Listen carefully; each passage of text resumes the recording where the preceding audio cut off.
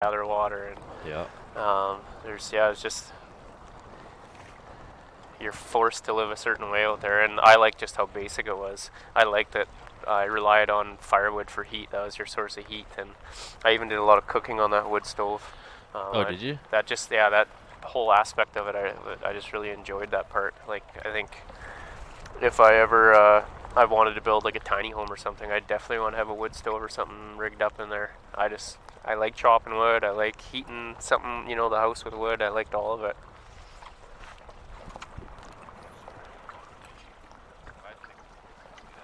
Oh yeah. One sec.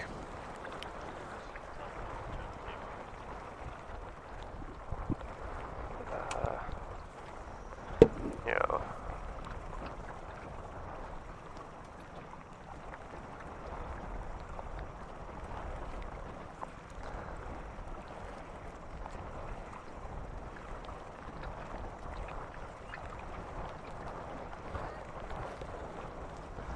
Oh.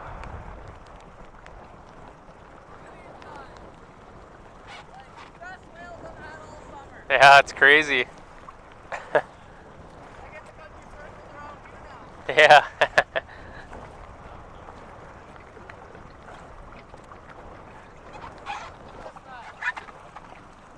Crazy.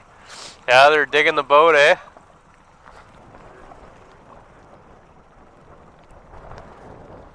I'll just get closer to shore here.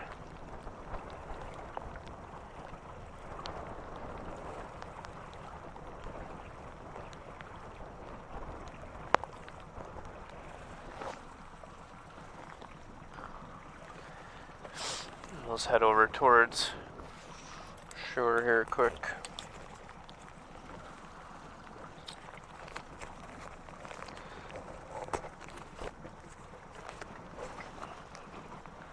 Let's try to get.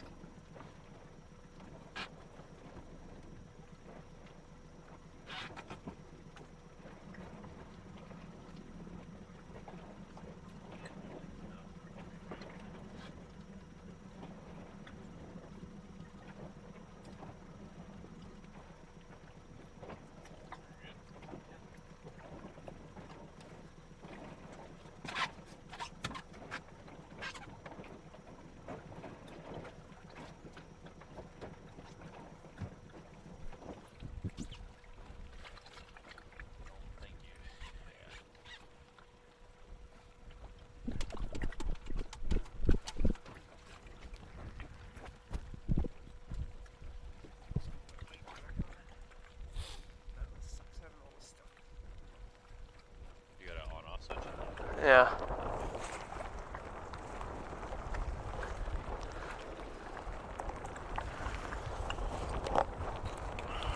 What's happening? Oh no. Oh.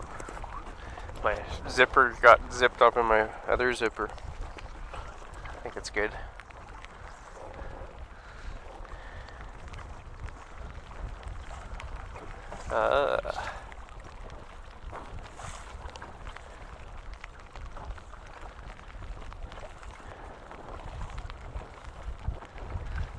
Yes, got a question for the boat. What happens to the boat at night or after we get off the water? So yeah, every day I head in once we're off the water, and I have to go wash the boat and wash the truck. Just try to get all the salt water off of it. That's not good on anything metal or anything basically. So yeah, clean it all up, and then we have a spot here in town where I go and I put the boat to bed for the night. Just in town, they're actually on the outskirts of town, kind of. Yeah, probably don't have to wash it tonight though. I'll still give it a little rinse. It's nice too because the water where I wash it, it's hot water that comes out of the hose, so on days where I'm cold too, then I can warm up a little bit there. Spray my boots, fill my boots with hot water.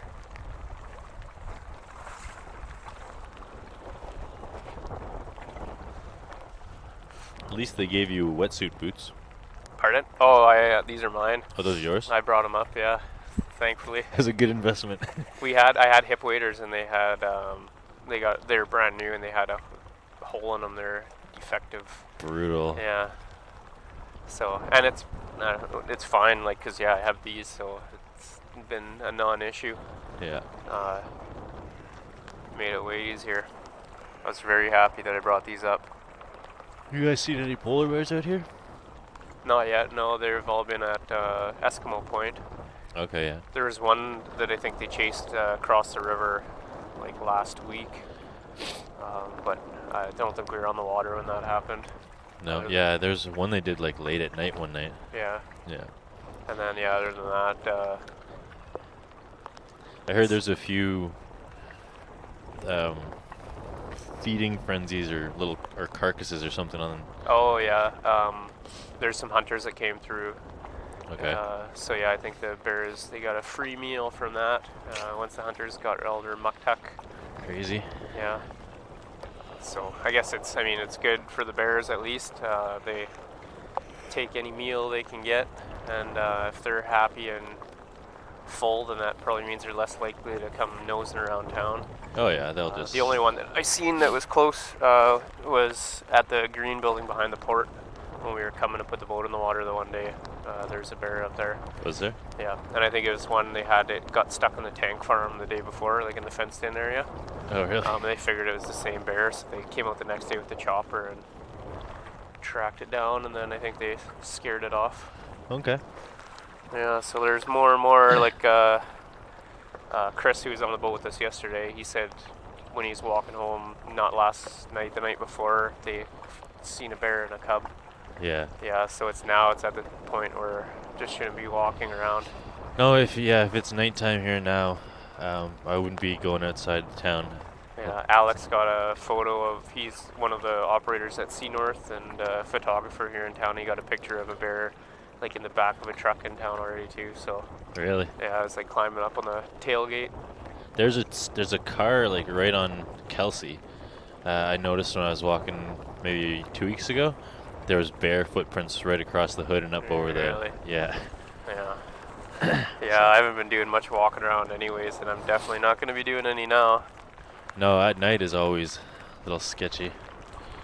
You got to keep your wits about you and be looking down every street and every alley, and don't go down the alleys. Even when you like walk out your door, it's like you gotta look both ways, basically. Yeah. I try not to go anywhere without my dogs. Yeah, no kidding. They sniff it out way better too. Yeah. I'm just reading a comment here about Hayley going through town. So this year they've changed a few things, and our signal isn't as strong in town as it was last year. So what we've been doing, and if it's raining like this, and like it was a couple days ago, we won't do the long trip home just because it gets super mucky and slick, and it's hard on the boat and the trailer tugging it around on those roads. But we've been going the long way, meaning up past the green building and the murals there, and then on the Cape Mary Road back to near the complex, and we seem to have a stronger signal on that route. We could actually get, I think, just before the complex is when it cuts out, and that was kind of the best we could do for this year. I see there's a comment there, so maybe next year. But I mean, as long as the weather permits, I'll continue to do that trip up the hill. What do you mean by that? Like towards Cape Mary? Pardon? Like towards Cape Mary? Yeah, instead of going straight past the port, I go up the road to the green building and then drive that gravel road back to town that heads out to Cape Mary. Okay. And I think it's just because we're so much higher, we get a stronger signal. Gotcha. So we can make it pretty much right to town before we cut out. Cool. Yeah, because last year Hayley used to take the boat in, and people, like, you could... Oh, got some visitors. People could see her washing it and then putting it away for the night. Oh. Yeah. Cool.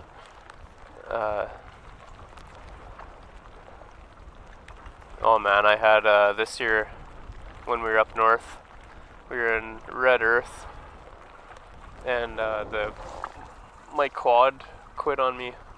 Well, it ran out of fuel. Like, the last person didn't fuel it up, and I was, I think, 2.5 kilometers away from my truck, and there where we were, there's hundreds of black bears, like, everywhere.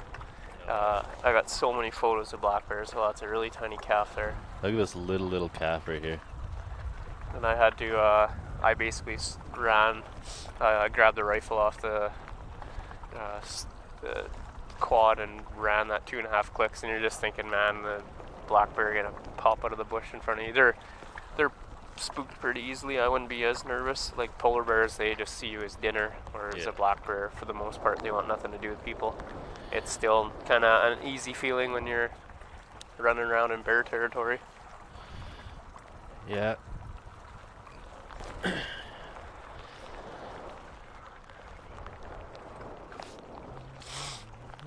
least it wasn't grizzly bears.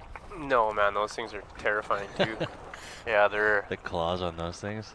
Yeah, they're just as scary as polar bears.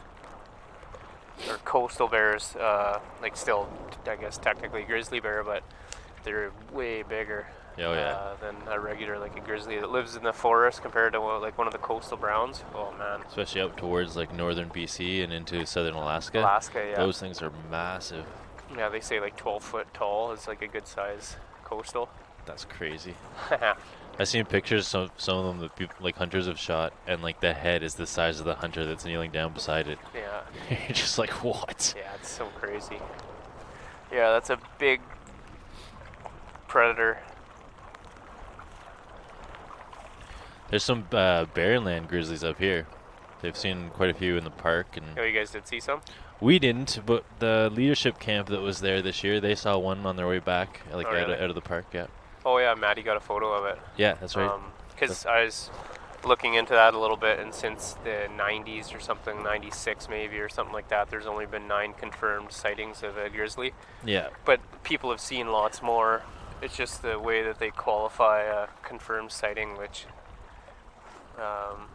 makes it seem so little. Like, there's way more grizzlies and people have seen way more. It's just you have to have somebody that's qualified or have a good enough photo that an expert can make the call and say, yes, that's a grizzly. Yeah. Otherwise, people, especially with the Barrens ground grizzlies being smaller, it's like if you get a color-faced black bear, I'm sure people would confuse it with a grizzly. Definitely, yeah. Well, they had like up close and personal one 2 years ago, I think it was. Came down and walked right past the study center. A lot of people got videos and photos of that, and then it made its way all the way down the coast and into town. And they actually chased it down to Cape Mary, and then I think it doubled back on them. And oh, really? Yeah, and then ended up out by like Goose Creek or something. Oh yeah, you could lose it pretty easily around Cape Mary. It's the rocks and stuff in there. Oh yeah. It's all kinds of hiding spots. Man, I've been watching polar bears and stuff from like an apartment window out that way, And I've seen them like intentionally, or what seems like intentionally, hide from conservation vehicles.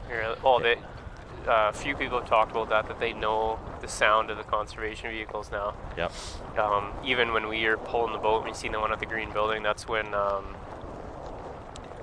crap, now I'm blanking on her name. She was one of the artists that came to town for Cal? Canada 150. Pardon? Is it Cal?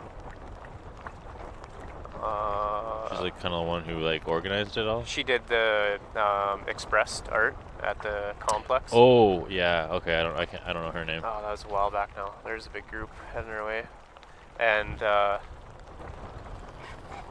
so she was saying she wanted to see a polar bear, and I was like, holy crap, there's a polar bear. Yeah. And I literally I blinked and looked at her, and I turned back, and it ducked like it was gone. It was hiding, and we drove right up there, and it was in the brush. You couldn't see it. You'd never know there's a polar bear in there.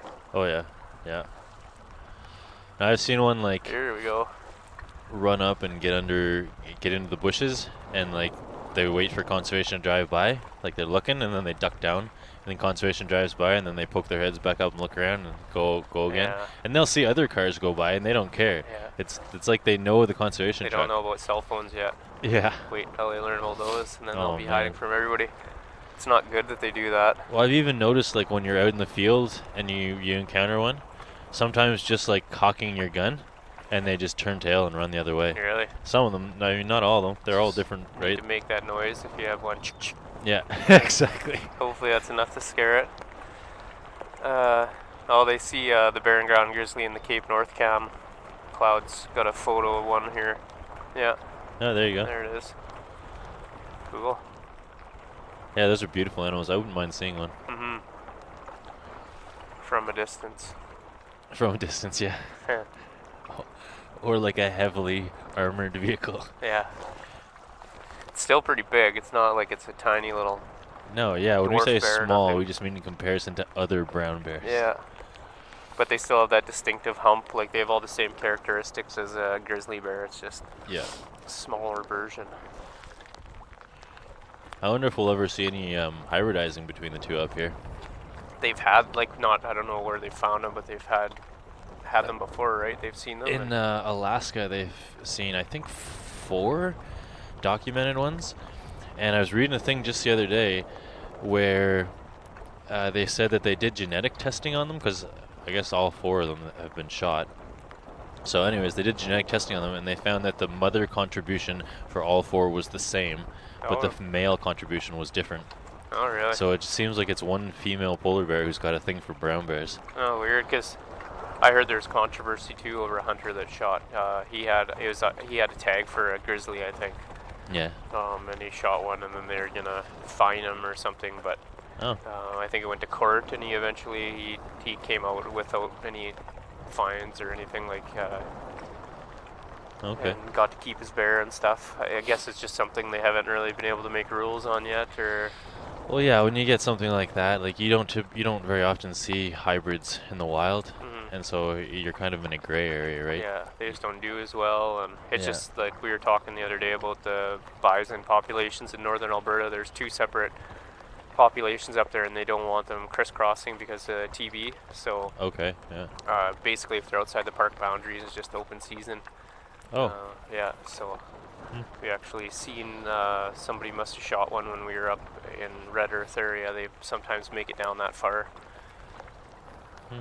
But yeah, there's just certain things like that where it's kind of like a gray area, or. Well, I know even like when I was living out on the East Coast, like in Newfoundland and New Brunswick, in like around between 2010 and 2014, there was a wolf, like one of the first wolves in like 75, 80 years in both of those provinces, and they were both shot by hunters. Really? And, yeah, both hunters said, "Oh, I thought it was a big coyote." Yeah.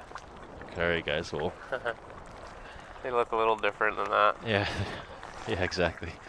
Oh, we got a couple behind us here.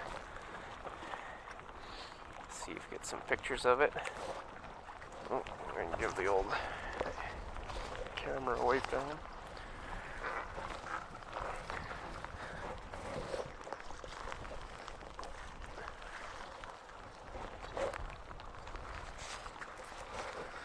I need one of those ShamWows.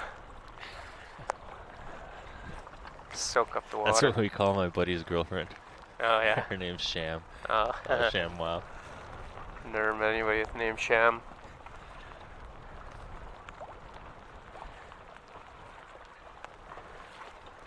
Getting a little more choppy out here.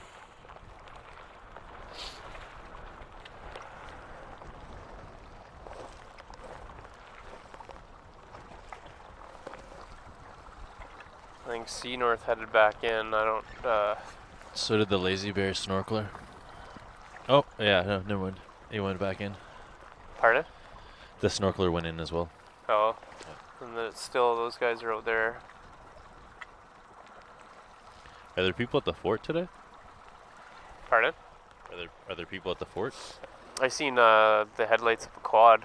Oh. There's someone standing over there, but I don't know if there's tours. I thought Remy took a group over there, but I'm not sure. Oh, you got a whale come up on my side. Oh, 2 little calves. Does the underwater camera rotate or just look straight back? Yeah, I can, to an extent. I can't do like 360 with it, but Okay. I'm not sure if they'd get to see that far out either.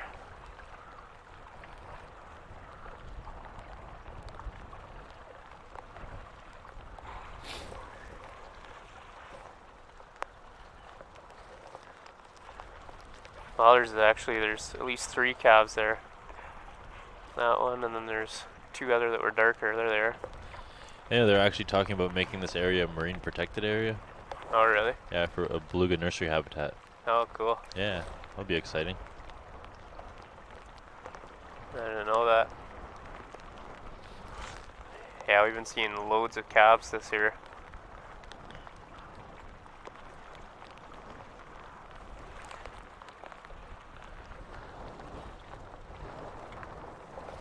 Oh, do I hear them? Oh, they're coming back out.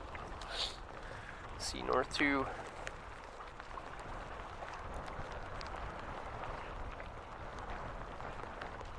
Still getting some pretty wicked pictures.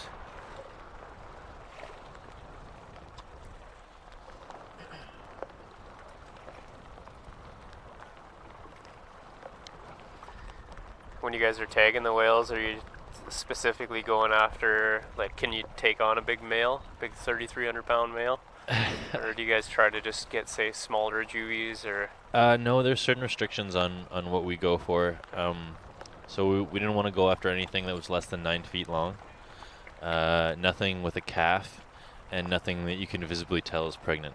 Oh, okay. So, and ideally we want the one of the big, like large white ones. Yeah. You know, because they're usually older, stronger. So yeah. So stuff like that. So that's what we would go for. Is it that obvious when they're pregnant? I honestly, for me, I couldn't tell, but the people that we were working with seemed to have a pretty good handle on it. I mean, we had 2 vets. We had one from the the Calgary Zoo, and one from the Assiniboine Zoo, and then we had